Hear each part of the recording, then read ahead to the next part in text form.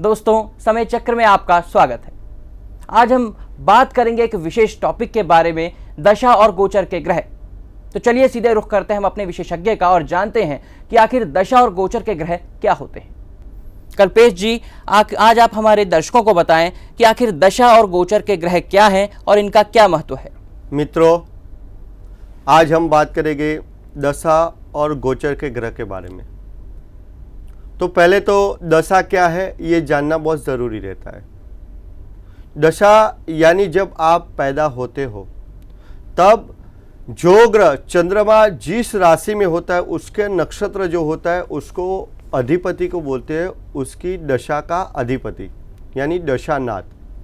तो जब वो दशा में आप पैदा होते हो, वो दशानाथ यानी उस दशा का ग्रह जो है, सूर्य है, चंद्र है, मंगल है, बुध है, गुरु है, शुक्र है, शनि है, राहु है या केतु है, जो भी है, वो कुंडली के अंदर कौन से स्थान में स्थित है वो देखना बहुत ज़रूरी रहता है। उसके बाद आपकी पहली दशा, दूसरी दशा, तीसरी दशा और चौथी दशा किस प्रकार वर्क करेगी ये भी पता चलता है। तो दशा तो ये बात हुई कि दशानाथ कौन सा ग्रह है इस पर डिपेंडेड है। यदि आपका दशानाथ शनि है और शनि आपका खराब है तो आपके बचपन के अंदर आपको ज़्यादा तकलीफ़ें हो सकती है। दूसरे नंबर में बात करूं कि यदि दशानाथ कोई भी ग्रह है लेकिन वो दशानाथ आपका 29 डिग्री का या तो 0 डिग्री का या 1 डिग्री का है तो वो आपके लिए निर्बल होता है, बचपन से ही आपको तकलीफ़ें पैदा करता है। तो ये सारी चीज़ें देखना पहले तो ज़रूरी रहता है।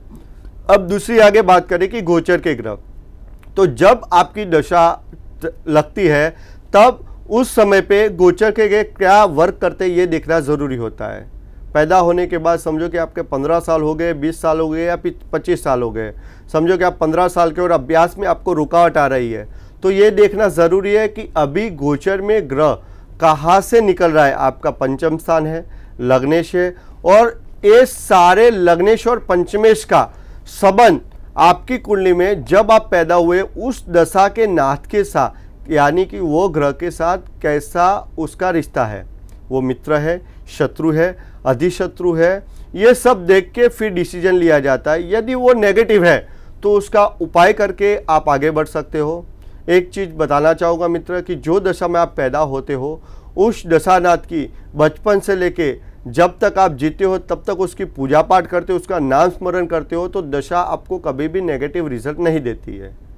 तो ये चीज़ देखना ज़रूरी है। और दूसरी एक बात बता दूं कि जो दशा चलती है उसके अंदर, दशा के अंदर जो महादशा के अंदर अंतरदशा होती है, वो अंतरदशा किस ग्रह की चल रही है, वो दशा के ग्रह का वो नेगेटिव ग्रह है यानी कि वो उसका शत्रु है, मित्र है, या उस समय पे गोचर पे कहाँ चल रहा है, ये सारा डिसीजन लेके बाद में आप आगे बढ़ते हो तो ही उसका रिजल्ट आप ले पाते हो। तो ये चीज़ देखना ज़रूरी है कि दशा अकेली कार्य नहीं करती है। आप सोचोगे कि आपके केंद्र की दशा है, आप सोचोगे कि आपके पंचमेश की दशा है, आप सोचोगे कि आपके 10वें की दशा है या आपके 12वें स्थान की दशा है। आपको एक चीज़ बता दूं कि मेष लग्न होता है और मेष लग्न में गुरु की दशा यदि चल रही है तो गुरु 9वें स्थान का भी मालिक है और 12वें स्थान का भी मालिक है। 9वें स्थान को भाग्य बोलते हैं लेकिन 12वें स्थान को तो व्यय बोलते हैं और बंधन का स्थान बोलते हैं। अब इसमें कौन सा माना जाएगा, आपका व्यय माना जाए या तो आपका भाग्य माना जाए, तो उसके लिए आपकी कुंडली में गुरु की परिस्थिति देखी जाती है, वो पुरुष राशि में है, स्त्री राशि में है, ये सारा भी देखना ज़रूरी रहता है। वो कौन से नक्षत्र का गुरु बैठा हुआ है, ये सारा डिसीजन लेके यदि इंसान आगे बढ़ता है तो कभी भी उसको नेगेटिव रिजल्ट नहीं मिलता है।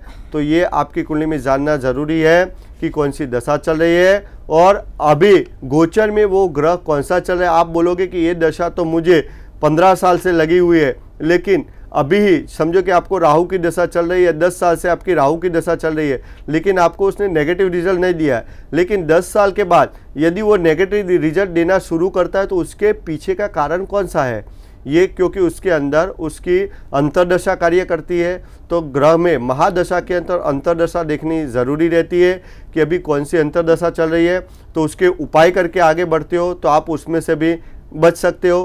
तो अपनी कुंडली को पहले जानो, ओनली दशा अकेली महादशा देख के कभी भी कोई भी निर्णय मत करो कि आपके भाग्य की दशा चल रही है, आपके लग्नेश की दशा चल रही है। कई बार ऐसा होता है कि अष्टमेश की दशा भी आपको अच्छा रिजल्ट दे सकती है, आपके बाधक ग्रह की दशा भी आपको अच्छा रिजल्ट दे सकती है। तो पहले जानना ज़रूरी है कि उस कुंडली के अंदर आपकी कुंडली में वो लॉर्ड यानी कि जो ग्रह की दशा चले वो किस प्रकार बैठा हुआ है, बाद में ही डिसीजन लिया जा सकता है। कल्पेश जी, अक्सर ये देखा गया है कि कुछ लोगों की कुंडलियों में अच्छी महादशाएं चलती हैं या अच्छी दशाएं चलती हैं, लेकिन तब भी उन्हें जो है एक अच्छी रिजल्ट नहीं मिल पाते हैं, प्रतिकूल रिजल्ट नहीं मिल पाते हैं, तो उसकी क्या वजह है?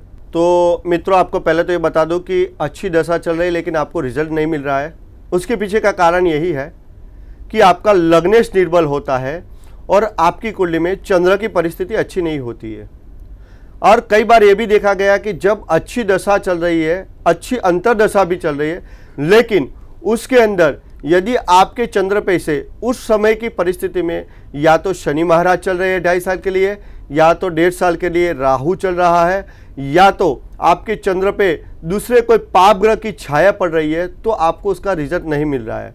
तो उसके लिए आपको इतना ही बता दूं कि अपने चंद्र को यानी अपने मनोबल को परफेक्ट रख के आप आगे चलो। और आप किसी का भी कहा करते हो लेकिन अपना मन का कहा पहले करके आगे बढ़ोगे तो आपकी जो प्रतिकूल जो दशा है वो आपको रिजल्ट दे सकती है। तो दोस्तों, ये तो हमने बात की आज के विशेष टॉपिक दशा और गोचर के ग्रह के बारे में। हम उम्मीद करते हैं कि आपको इसके जरिए ढेर सारी जानकारी मिली होगी। हम आपको बता दें कि अगर आपको भी कोई समस्या है या आप भी किसी परेशानी से जूझ रहे हैं तो आप भी हमें ईमेल कर सकते हैं। हमारा ईमेल आईडी है kalpeshupadhyay41@yahoo.in। हमें ईमेल भेजने के लिए आप सब्जेक्ट में लिख भेजें समय चक्र और अपना डेट ऑफ बर्थ, टाइम और प्लेस लिखना ना भूलें। फिलहाल वक्त हो चला एक छोटे से ब्रेक का। हम ब्रेक के बाद जल्द हाजिर हो रहे हैं।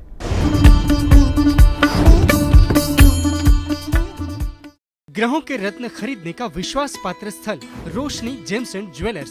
ग्रहों के रत्न खरीद करें सर्टिफिकेट और बाय बैक गारंटी के साथ। आपकी किस्मत चमकाएं। Roshni gems and jewellers, Ahmedabad. Mobile 9904900300।